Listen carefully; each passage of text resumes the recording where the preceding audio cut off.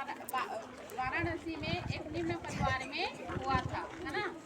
और उनके माता का नाम रमाबाई और उनके पिता का नाम मानदास था।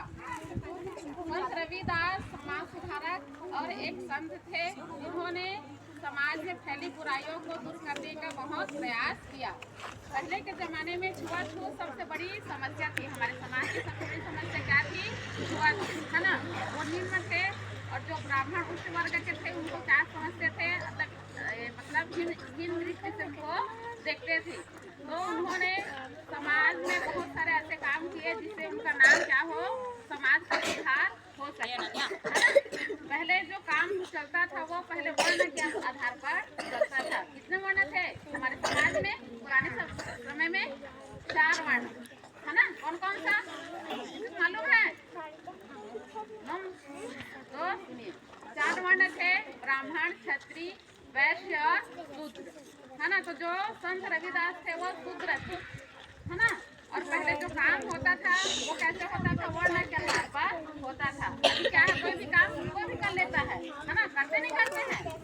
तो पहले जो काम चलता था वो वर्ण के आधार पर चलता था। जैसे कि जो क्षत्रिय होते थे वो केवल काम का कार्य करते थे, राजकाज का जो काम चलता था उसको देखते थे, है ना। और जो ब्राह्मण होते थे वो पढ़ाने का काम, पूजा पाठ का काम करते थे।